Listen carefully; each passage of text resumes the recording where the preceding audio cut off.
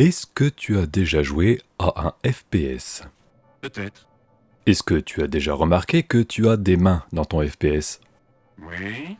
Et est-ce que tu as déjà été dérangé par les mains de ton personnage dans un FPS? Vous dites vraiment n'importe quoi. Si on prend n'importe quel FPS, en vérité pas tous, mais on peut facilement dire que c'est le cas de 96,7% d'entre eux à la louche, il y a un truc qui cloche avec les mains de ton personnage et avec l'arme qu'il tient.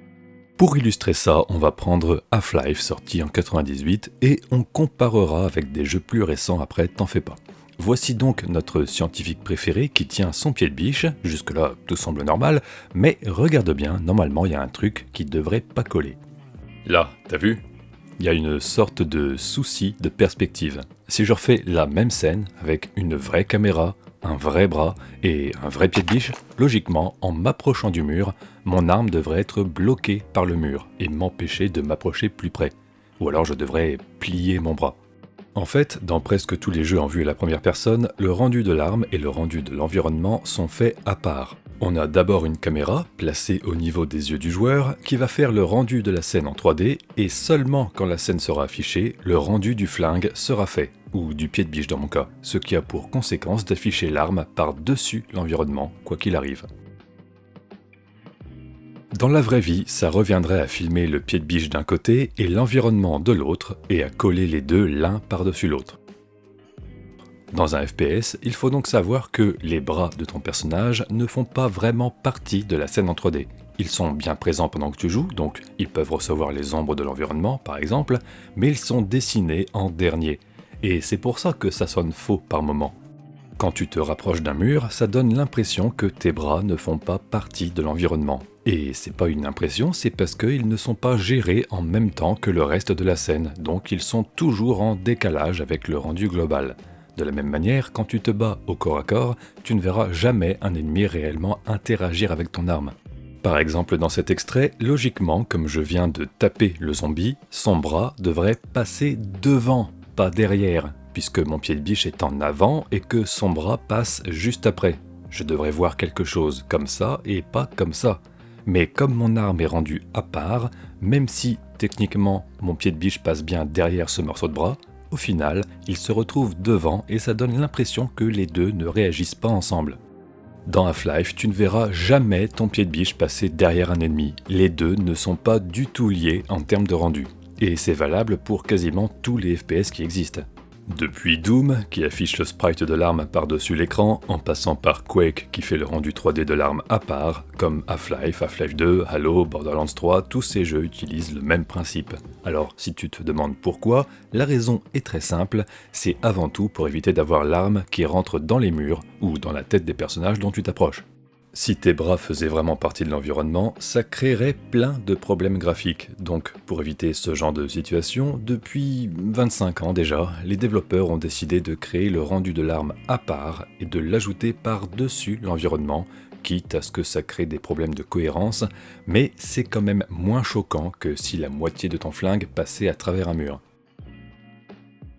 Le fait de gérer le rendu de l'arme à part est aussi une bonne manière de pouvoir travailler son aspect en jouant avec la perspective. Faut pas oublier qu'on est dans des jeux vidéo et c'est un peu comme au cinéma, tout n'est qu'illusion et artifice. Toujours dans Half-Life, si on regarde le revolver, il semble tout à fait normal et quand on le ramasse, pareil, rien d'extraordinaire. Mais en réalité, le modèle utilisé pour faire le rendu de la vue à la première personne a des proportions complètement délirantes. Le canon est très court et l'arme tout entière est en forme de cône. Et ça, c'est justement fait pour que, une fois rendu sous cet angle, ça nous paraisse convaincant. Parce que dans la vraie vie, on a un champ de vision bien plus large que dans un jeu vidéo. Mais comme on n'a pas des écrans avec une résolution de malade qui font de 4 mètres de large et incurvés de cette forme-là, dans un jeu vidéo, on est limité à seulement ce qui se passe ici. Ce qui fait que si on voulait être réaliste et cohérent, on ne devrait même pas voir nos mains dans un FPS, à moins qu'on considère que nos personnages se baladent comme ça. Le gros défi dans un FPS, c'est donc de concentrer sur une petite zone de l'écran plusieurs éléments qui, habituellement, ne devraient pas apparaître ensemble, donc avec une position différente, un angle différent et même un champ de vision différent. Est-ce que le projectile part depuis le centre de la caméra, ou bien est-ce qu'il doit partir depuis le canon de l'arme? Et par conséquent, est-ce que le viseur doit être centré à l'écran ou bien décalé par rapport au placement de l'arme? Il y a vraiment plein d'aspects autour de ça qui sont un véritable casse-tête. Il faut trouver le juste équilibre entre l'aspect graphique, la cohérence physique et surtout la jouabilité. Et ce qui est plutôt intéressant dans toute cette histoire, c'est que on s'en rend pas forcément compte parce que ça fait des années que c'est comme ça et qu'aujourd'hui on y est habitué. Ça ne nous choque plus vraiment. Alors évidemment, il y a certains jeux vidéo qui ont tenté de régler ce genre d'incohérence en modifiant par exemple la position de l'arme quand un joueur se rapproche d'un mur ou en déclenchant une animation qui incline l'arme quand il est face à un obstacle, histoire de renforcer l'immersion et de rendre tout ça plus crédible. Mais le principe de rendu superposé reste le même, et c'est pas prêt de changer. Comme je t'ai dit, les jeux vidéo c'est un peu comme du cinéma, on utilise toutes sortes de techniques pour créer l'illusion auprès du joueur. Par exemple, dans Wolfenstein 3D, tu peux constater que le fond de la pièce est plus sombre. Pourtant, ce jeu est bien incapable de gérer la lumière, ni même de modifier l'intensité de certaines salles. Si ce mur apparaît plus sombre que celui-ci, c'est tout simplement parce que les développeurs ont créé deux textures du même mur. Une normale et une plus foncée à utiliser au fond des pièces pour accentuer l'effet de profondeur. Même chose dans Doom, cette magnifique ombre portée n'est absolument pas une ombre. Le moteur du jeu ne peut pas fabriquer ce genre d'effet. À la création de la map, le level designer va en quelque sorte dessiner l'ombre à la main et assombrir la zone pour donner l'illusion que la lumière projette une ombre. C'est d'ailleurs plutôt chiant à faire, surtout quand tu veux faire des dégradés de lumière à peu près convaincants. Et aujourd'hui, même avec nos moteurs de jeu ultra avancés et nos ordinateurs surpuissants, on continue d'utiliser des artifices. Parfois pour économiser de la puissance de calcul, avec de faux effets de lumière comme ici. Ça reste convaincant et joli à regarder, mais c'est pas un effet de lumière calculé en temps réel, c'est juste un effet qui est placé à cet endroit précis pour donner l'illusion. Et parfois, c'est pour faciliter le travail des développeurs, en évitant par exemple de montrer certaines choses à l'écran pour éviter d'avoir à les modéliser ou à créer des animations. Je pense qu'on a tous en tête une scène où un personnage enlève son masque, un vêtement ou met quelque chose dans son sac sans que la caméra ne le montre, juste pour éviter aux développeurs de passer 3 semaines sur une animation qui va ne servir qu'une fois et qu'on ne risquerait de ne même pas voir si on cligne des yeux au mauvais moment. Là, c'est pas de la fainéantise, ni une limitation technique, c'est juste qu'un jeu vidéo, c'est pas une simulation 100% réaliste de la vraie vie, et ça ne le sera jamais. Et pour nos mains qui tiennent nos flingues, c'est la même chose. La technique qu'on utilise depuis toutes ces années fonctionne très bien, elle est acceptable, et vouloir faire autrement, ce serait juste soulever des problèmes qui ne peuvent pas être résolus. L'angle de la caméra, le champ de vision, le placement à l'écran, les ombres portées, les réflexions, en toute logique, c'est impossible de rendre ça parfait, étant donné qu'à la base, c'est juste impossible d'avoir ce genre de rendu. Si tu veux en avoir le cœur net, tu peux faire l'expérience, achète-toi un pistolet à billes, tiens-le comme dans Call of Duty à 1 mètre d'une porte et compare ce que tes yeux voient et ce que tu vois dans le jeu. Tu verras que c'est totalement différent.